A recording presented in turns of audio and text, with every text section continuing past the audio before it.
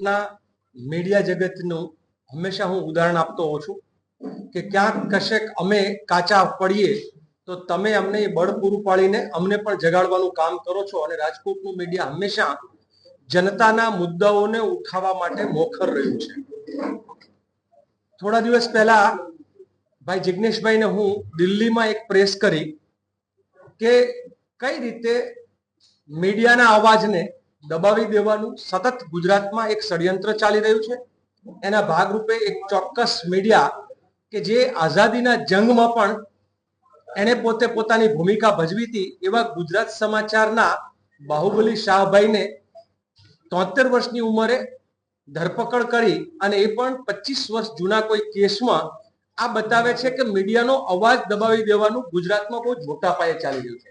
એવી સ્થિતિમાં તમે લોકો તમારો જ્યારે અવાજ જનતા માટે ઉઠાવો છો એટલે સૌપ્રથમ તમારા માટે મને પોતાને અનહદ લાગણી પ્રેમ કે તમારા જેવા મીડિયાના મિત્રો જે છે એ દબાયેલો કચડાયેલો અવાજ જે છે એ તમે ઉઠાવશો એની મને ખાતરી છે.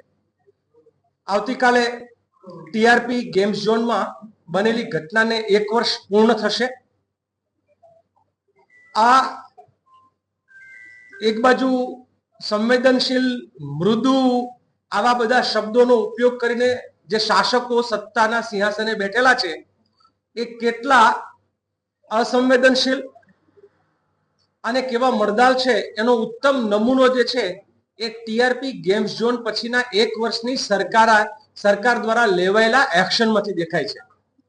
લડીએ છીએ તો ક્યાંક ન્યાય મળે પણ છે. વડોદરા હરણીકાંડ જે બન્યો એમાં 31 લાખ સુધીના વળતર જે છે એ ચૂકવવા માટે એ લોકો મજબૂર થવું પડ્યું છે.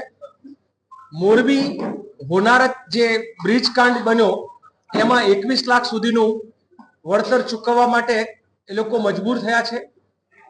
હજુ ટીઆરપી ગેમ્સ ઝોનમાં કોઈ પણ પ્રકારે સરકારે મગનું નામ મરી નથી પાડ્યું ત્યારે કોંગ્રેસ પાર્ટી તરીકે વિપક્ષ તરીકે અમે અમારો ધર્મ નિભાવીએ છીએ અને પરિવારોની સાથે સતત એક સંવેદનાપૂર્ણ એમની આ લડાઈમાં અમે સાથીદાર છીએ. કોઈક લોકો એમ પૂછે છે આજકાલ કે પરિવારના સભ્યો કેમ સામે નથી આવતા, કેમ પરિવારના સભ્યો જે છે, જો કે આ ટીઆરપી ગેમ્સ ઝોનના પરિવારો આજે પણ આક્રમક રીતે જે લડવાના છે લડી રહ્યા છે, પણ મોટાભાગના પરિવારો બહાર આવતા ડરે છે અને એનું એક કારણ જે છે કે હરણીકાંડમાં જે મહિલાએ પોતાને થયેલા પરિવારને થયેલા અન્યાયની વાત મુખ્યમંત્રી સામે ઉઠાવી ત્યારે રાજ્યના મુખ્યમંત્રી પોતે પણ એમ કે તમે કોઈ એજન્ડા સાથે આવ્યા છો. જેણે બાળકો ગુમાવ્યા હોય એના શું એજન્ડા હોય, જેણે પોતાના સ્વજનો ગુમાવ્યા હોય એના શું એજન્ડા હોય. તો આ પ્રકારની વાહિયાત દલીલ સ્ટેજ ઉપરથી ગુજરાત રાજ્યના મુખ્યમંત્રી કરે ત્યારે બહુ નવાઈ લાગે. એટલું જ નહીં પણ એ હરણીકાંડમાં અવાજ ઉઠાવનાર બેનના ઘરે બુલડોઝર જશે ને એનું મકાન પાડી દેવા માટેની નોટિસ મોકલવામાં આવે. મને ખબર નથી એનું મકાન પાડ્યું કે શું થયું, પણ એની નોટિસ મોકલે એટલે ભયભીત કરવાનું કામ સરકાર, વિક્ટિમ પરિવારોને દબાવવાનું, વિક્ટિમ પરિવારોને ભયમાં રાખવાનું એ જે કામ કરી રહ્યા છે એની સામે પણ અમે વિપક્ષના ધર્મ અમારો નિભાવીએ છીએ. સતત ભાઈ વશરામભાઈ જેમ વાત કરી, મને એની પહેલા ભાઈ અતુલભાઈએ પણ જે માહિતી અપડેટ અહીંયા આપેલું એ પ્રમાણે કેટલાય દિવસોથી સંવેદના રથ કોંગ્રેસ કાર્યકર્તા જે છે એ વોર્ડમાં લઈને ફરે છે. પત્રિકાઓનું વિતરણ કરીને જનજાગૃતિ અને અધિકારોની લડાઈ અને વિક્ટિમ પરિવારોને ન્યાય મળે એ માટેનો પ્રયત્ન કોંગ્રેસ પાર્ટી સતત કરે છે. સૌથી પ્રથમ આપ સૌ જાણો છો કે જ્યારે અમે લોકો મોરબી રાજકોટ થઈને ગાંધીનગર સુધી ન્યાયયાત્રા લઈને નીકળ્યા, એક વસ્તુ જે સમજવા જેવી છે કે જનતાની લડાઈ કોઈ ના લડે તો સરકારને તો ખુલ્લું અને મોકળું મેદાન મળી જાય. આ સરકારના મુખ્યમંત્રી, આ સરકારના પદાધિકારીઓ જે વિક્ટિમ પરિવાર સાથે વાટાઘાટ કરવા પણ તૈયાર નહોતા, અધિકારીઓ પણ એની વાત સાંભળવા તૈયાર નહોતા. જ્યારે માન્ય રાહુલ ગાંધીએ એમની સાથે વિડીયો કોન્ફરન્સ કરી અને પછી અમદાવાદમાં વિક્ટિમ પરિવારો સાથેની જ્યારે સંવાદ થયો ત્યારે સરકાર જે છે બેબાકડી બનીને દરેક વિક્ટિમ પરિવારના ઘરે ઓથોરાઇઝ અધિકારીને મોકલીને એમને કઈ રીતના શું વળતર આપશે, કેસ કેવી રીતે ઉકેલાવશે, કેવી રીતે ઝડપી.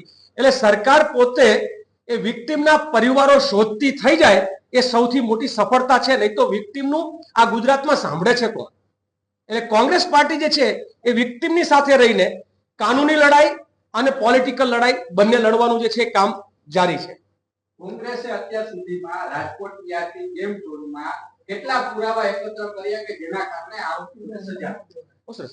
આ કામ મને લાગે છે કે આપણે કોંગ્રેસ પાર્ટી એ પક્ષ તરીકે ભાજપ સાથે સંકળાયેલા છે તો કાંઈ તો પુરાવા તમારે એકત્ર કરવા 1 વર્ષની ફરજ બને છે. 1 વર્ષમાં એને જ્યાં જરૂર છે ત્યાં અમારા વકીલોને અમારે જે ડિટેલ પહોંચાડવાની હોય એ પહોંચાડીએ છીએ.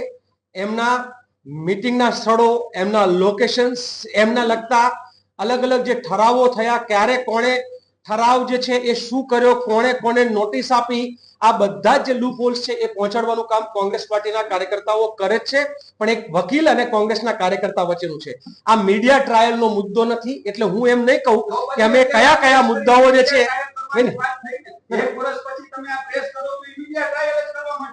ના, હું નથી માનતો કે મીડિયા ટ્રાયલ છે.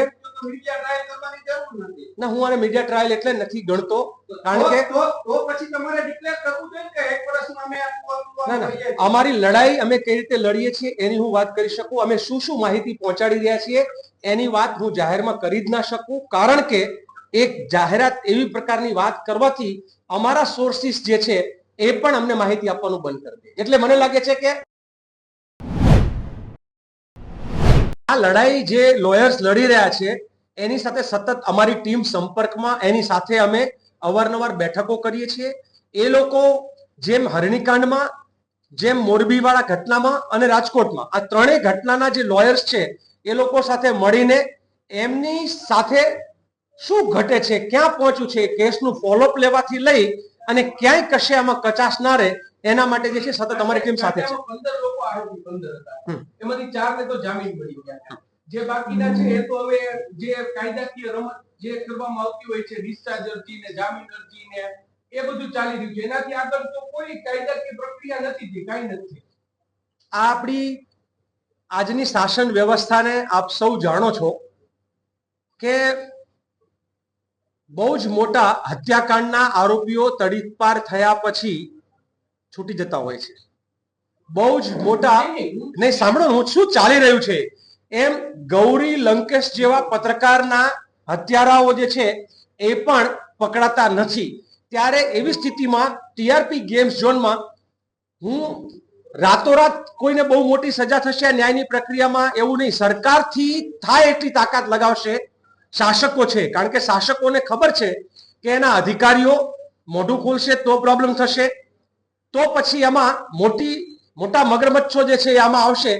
એટલે આ કેસને એ લોકો ડિલે કરવા માટેના ટેકનિકલી જેટલું પણ કામ કરવું પડે કરશે. એક બાજુ સરકાર એના તરફથી આખી ન્યાયની પ્રક્રિયાને ડિલે કરવાનું કામ કરશે. અમે એ ન્યાયની પ્રક્રિયા ઝડપી થાય અને સાચો ન્યાય મળે એના માટે લડશું. કાનૂની વ્યવસ્થા એ અમારા હાથની વસ્તુ નથી. લોયર્સ દ્વારા જેટલું લડી શકાય એટલું અમે આ વ્યવસ્થામાં લડશું.